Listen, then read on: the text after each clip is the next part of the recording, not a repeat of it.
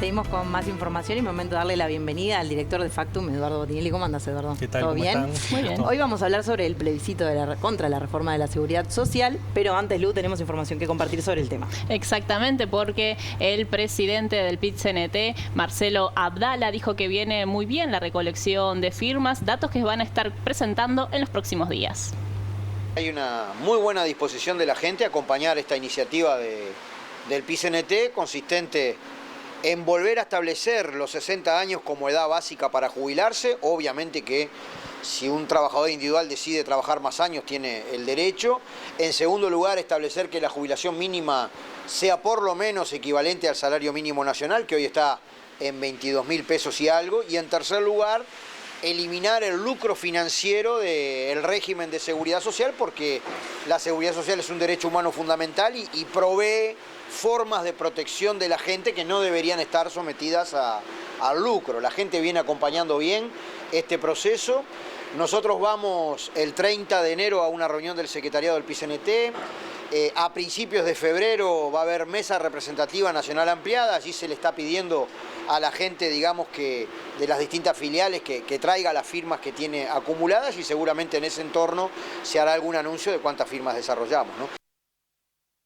Eduardo, ahí veíamos la palabra del presidente del PIT-CNT, Marcelo Abdala, que dice que todavía no se sabe a ciencia cierta cuántas firmas han obtenido, si se va a hacer en los primeros días de febrero. Se hablaba hace un mes algo de 60.000, él hace unos días en una entrevista decía que él creía que estaban en algo de 100.000, bueno, pero ¿cuántas se necesitan en definitiva? Bueno, lo que se está impulsando con la recolección de firmas es activar el mecanismo de un plebiscito constitucional que necesita, para que se pueda activar, un mínimo del 10% del padrón. Son unas 270.000 firmas que se necesitan, que en realidad por la cantidad de residentes que hay en el país es un 11% del padrón, y un 10 es del padrón efectivo, un 11 sería de la cantidad de residentes que hay, porque en el padrón figuran personas que no viven en el país.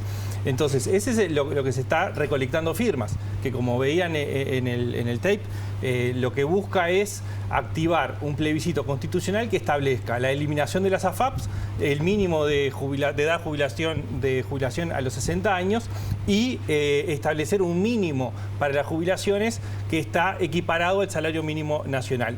Esa misma sentencia, digamos, de presentarlo, es la pregunta que hicimos. Bueno, ante este impulso, bueno, ¿cuál es la predisposición que tiene la gente a firmar, en este caso, por ese mecanismo de activar el plebiscito? Entonces, la primera placa que tenemos es cuál es el resultado de esa pregunta. Bueno, el 36% contestó que firmará seguro para activar el plebiscito. Este es un número alto, es importante, pero lo que siempre tenemos que tener en cuenta es que las firmas no es que se dan en un momento determinado, digamos que la gente va y lo realiza, sino que se van recolectando a lo largo del tiempo, y nosotros establecemos mucho este número del seguro como la gente que está más cercana a firmar. Todo el que presenta cualquier tipo de dudas es muy difícil que firme, porque necesita un acto voluntario de acercarse a una mesa o de que le pidan la firma y llevarla adelante. Entonces el 36% declara que firmaría seguro por activar este plebiscito de la seguridad social. Después hay otro 25% que dice que probablemente firmaría, es decir, esto que decía en cuanto a los matices de proximidad a poder firmar. Y después hay un 18% que dice que tiene dudas si firmar o no, un 6% que probablemente no firmaría, y un 14% que seguro que no va a firmar, y queda un 1% que no opinó con respecto a la pregunta. Entonces, claramente tenemos un primer lugar, que es el 36% que firmaría seguro, y un 25% que probablemente firmaría, que lo resumimos en el siguiente gráfico. Es decir, bien, bueno, ¿cuánto es la propensión positiva hacia el plebiscito de la seguridad social, que marca un 61% de personas que están próximas a la temática? No quiere decir que firmen, sino que por lo menos están proclives a la sentencia, digamos, que establece esa reforma constitucional, y un 38% que presenta dudas sobre firmar o que directamente no firmaría. Esto, digamos, de alguna forma nos aproxima a, bueno, en caso que se active el plebiscito, cuán cercano puede estar o no de llegar a alcanzarlo. Obviamente, primero falta toda la parte de... Primero llegar a las firmas.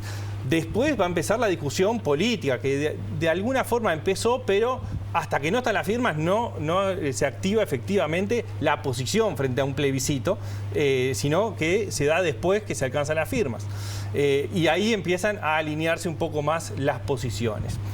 Y después lo que tenemos es la apertura, digamos, de quienes firman o quienes declaran que seguro firmarían. Bueno, ¿cuál es el comportamiento según algunas variables? La primera es la edad.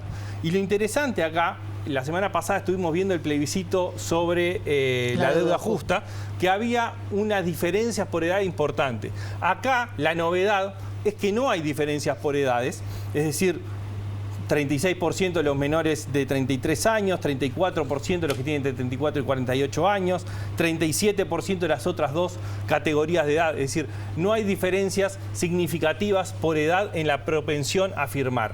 Y acá se mezclan dos elementos. Por un lado, la cercanía o no con el tema, es decir, tiende a haber menos cercanía cuanto menor es la juventud, pero el voto o la inclinación política juega en esto, en que los jóvenes tienen una tendencia un poco mayor hacia el Frente Amplio, que es el partido más cercano, si se quiere, a quienes impulsan, o una parte del Frente Amplio incluso apoya la recolección de firmas. Entonces ahí se mezclan las dos cosas, el interés por el tema y la posición política por el otro.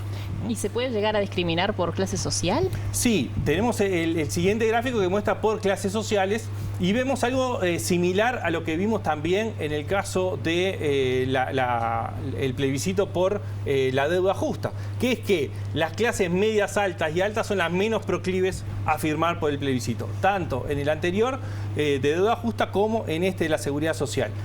La clase media, digamos, tiene una propensión del 36%, es lo mismo que en el total, ¿no? Claro. Y quienes tienen más predisposición a firmar por el plebiscito son las clases media, baja y baja, que son el 43 y 44%, que también en el caso del plebiscito por la deuda justa también tenían mayor propensión a firmar. Probablemente por motivos distintos, pero tenían más predisposición a firmar. Acá hay un dato interesante, que es que las clases medias, baja y baja tienden a tener, no quiere decir que sea generalizado, tienden a tener menor interés en la política.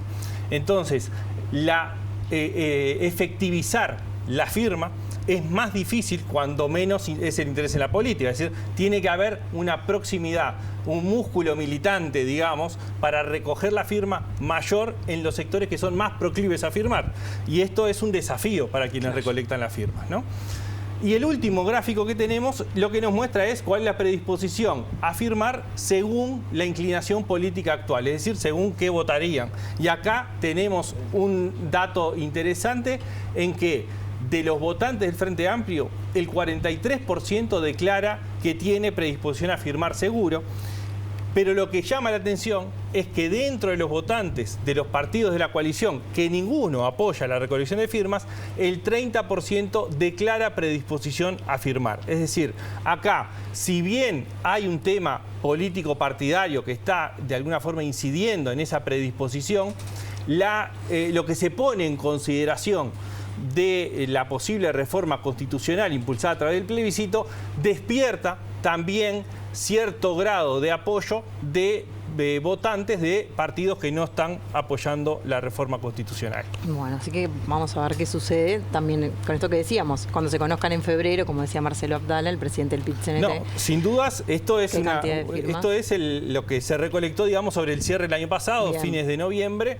Vamos a ver qué sucede ahora que se pone más fuerte, ¿no? Esto a partir de febrero seguramente empieza una campaña mucho más fuerte, tanto en este plebiscito como en el otro, porque, bueno, entra la recta final y los números, si bien tienen un avance importante, todavía están lejos de la meta. Es decir, tienen un electorado cautivo, digamos, o un volumen importante de gente que declara que firmaría, pero todavía no lo han hecho, claro, ¿no? Los hechos no lo han hecho. Y bueno, se va a poner un poco el calor, digamos, en la campaña y esto se va a poner arriba de la mesa en la opinión pública fuertemente. Muy bien. Muchas gracias, Eduardo. Nos falta allanamientos nocturnos próximamente. Próximamente. Bueno, muchas gracias. Vamos a una tanda. Sí, vamos a una pausa y ya venimos.